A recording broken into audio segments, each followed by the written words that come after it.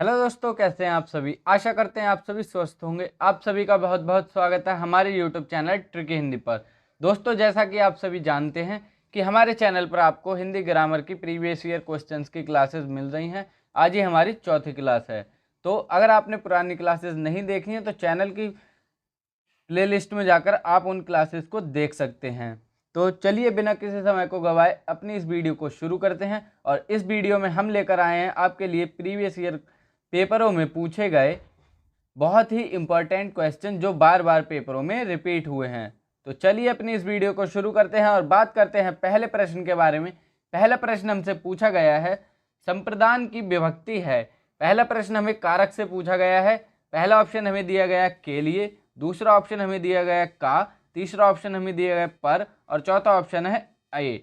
तो यहाँ पर जो हमसे पूछा गया है कि संप्रदान कारक में कौन सी विभक्ति प्रयोग होती है, तो बात करते हैं पहले प्रश्न के सही उत्तर की।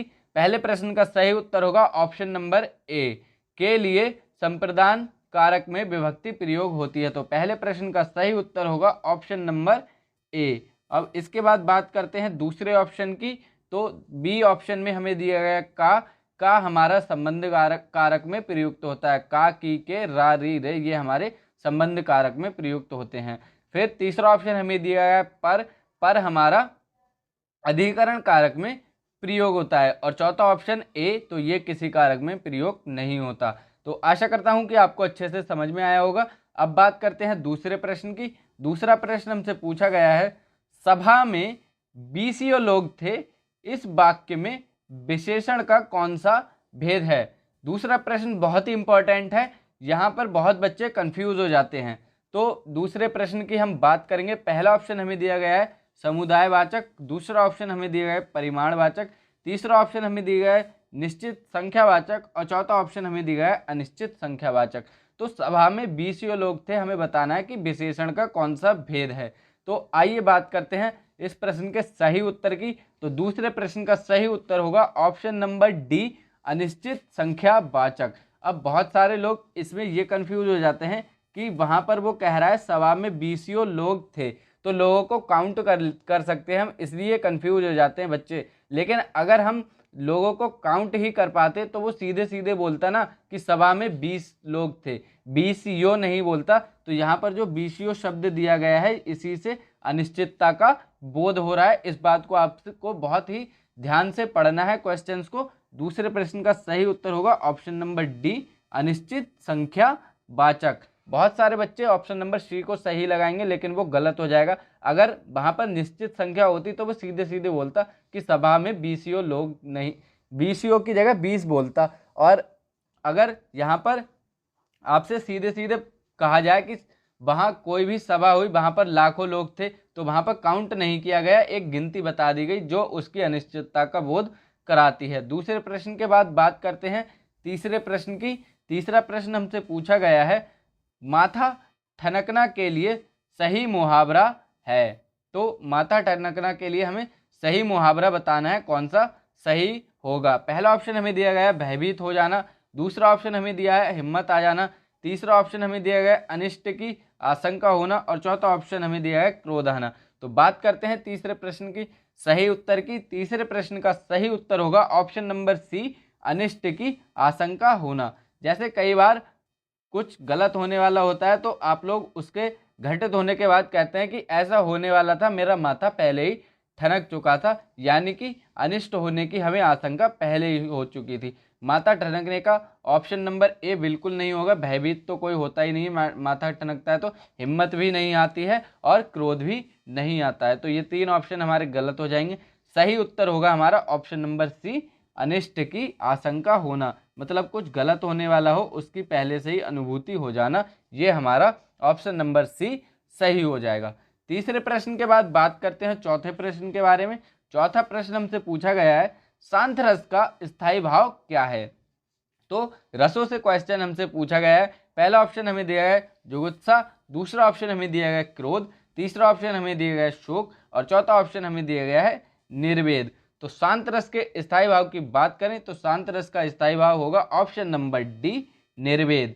निर्वेद हमारा शांत रस का स्थायी भाव होता है।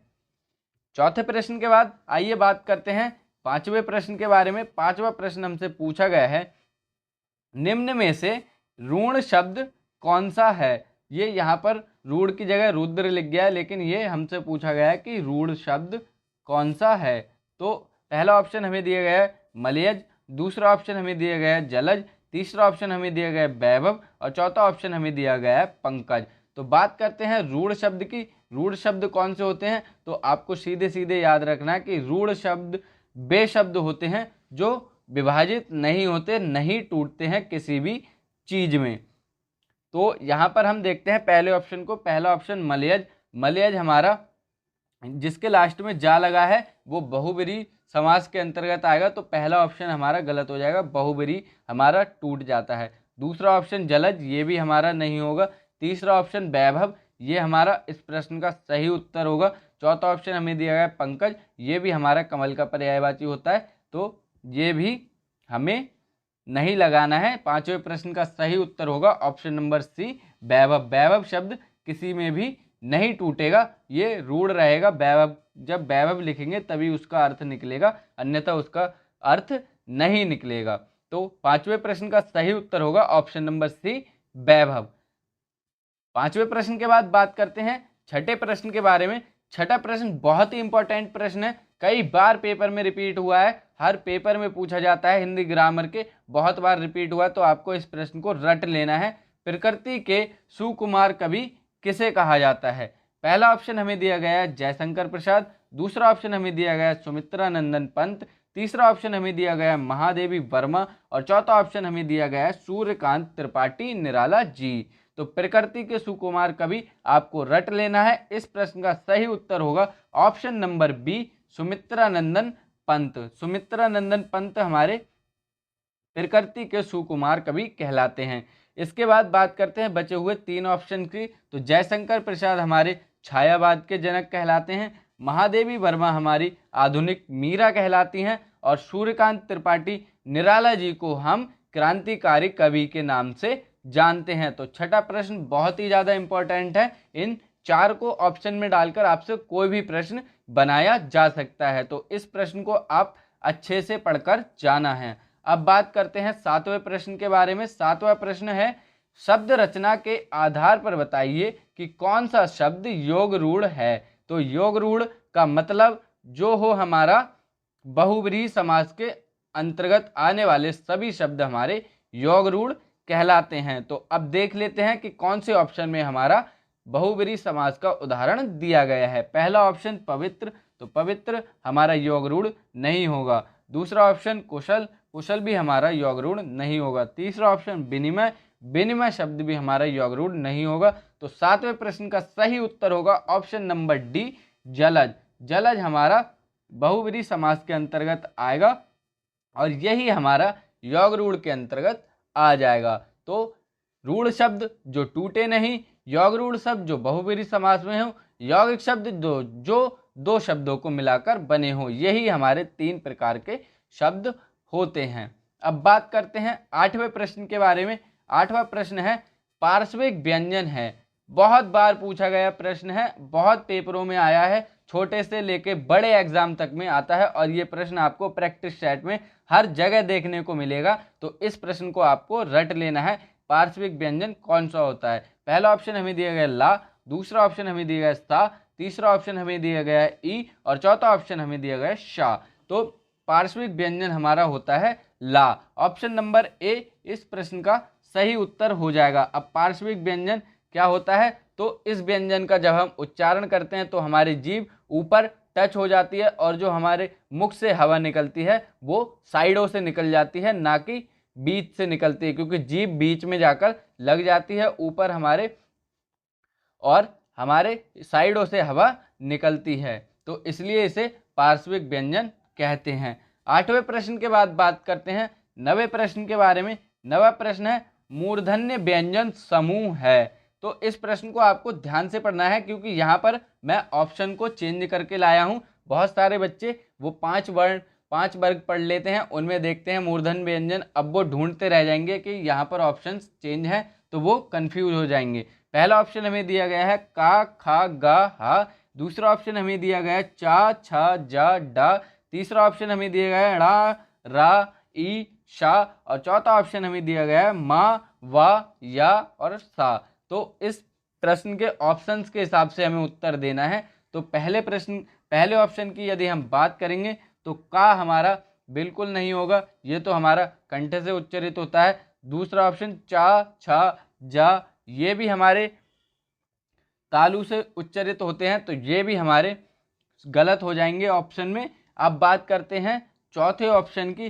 तो आपको पता होना चाहिए, पहला जो हमारा शा होता है संयम वाला, वो तालु से उच्चारित होता है, और जो हमारा सड़क वाला होता है वो दंत से उच्चारित होता है, और तीसरा जो हमारा षटकोण वाला सा होता है वो मूर्धन्य से उच्चारित होता है। तो अब आपको ऑप्शन में देखना है कि कौन से वाले ऑप्शन में हमारा शा दिया गया है षटकोण वाला, वही हमारा सही उत्तर हो जाएगा। और डी ऑप्शन में हमें सड़क वाला सा दिया गया है जो कि हमारा दंत से उच्चारित होता है, तो ये भी हमारा ऑप्शन गलत हो जाएगा। तो 90 प्रश्न का सही उत्तर होगा ऑप्शन नंबर सी, ड़ा, रा, ई और शा। ये हमारे मूर्धन्य व्यंजन समूह में आ जाएंगे। तो आशा करता हूं आपको 90 प्रश्न अच्छे से समझ में आया होगा। इसके बाद बात करते हैं 10वें प्रश्न के बारे में। 10वां प्रश्न है जगत प्लस आचार्य का संधि युक्त शब्द है। तो हमसे 10वें प्रश्न में पूछा गया कि जब जगत और आचार्य का संधि करेंगे तो कौन सा शब्द बनेगा। पहला ऑप्शन हमें दिया गया है जगताचार्य, दूसरा ऑप्शन जगत्ताचार्य, तीसरा ऑप्शन जगतचार्य और चौथा ऑप्शन जगदाचार्य। तो बात करें बी और सी ऑप्शन की, तो ये तो हमारे गलत हो जाएंगे। अब बचा पहला और चौथा ऑप्शन। तो आपको ध्यान रखना है, जब मैंने व्यंजन संधि कराई है थ्योरी क्लासेस में तो बताया है कि वर्ग के पहले वर्ण का अपने तीसरे में परिवर्तित होना आता है व्यंजन संधि के अंतर्गत। तो ता, था, दा, यानी कि ता हमारा दा में बदल जाएगा। 10वें प्रश्न का सही उत्तर होगा ऑप्शन नंबर डी, जगदाचार्य। 10वें प्रश्न का सही उत्तर जगदाचार्य हो जाएगा। जगत प्लस आचार्य को जब हम मिलाएंगे तो जगदाचार्य हमारा शब्द बनेगा। तो ये थे आज की हमारी वीडियो के 10 प्रश्न। आशा करते हैं आपको वीडियो बहुत ही अच्छी लगी होगी। वीडियो अच्छी लगी है वीडियो को लाइक कर देना, अपने सभी दोस्तों में शेयर कर देना। ऐसी ही धमाकेदार वीडियोस को देखने के लिए चैनल को सब्सक्राइब करना ना भूलें। बहुत ही जल्द मिलेंगे अगली वीडियो में। और अब आपको UPSSC पैट की हिस्ट्री, ज्योग्राफी और पॉलिटी, GS की क्लासेस भी बहुत जल्दी मिलने वाली हैं, तो चैनल को सब्सक्राइब करना ना भूलना। Thank you for watching this video. मिलेंगे अगली वीडियो में बहुत ही जल्द। तब तक के लिए पढ़ते रहिए, स्वस्थ रहिए। जय हिंद दोस्तों, वंदे मातरम, धन्यवाद।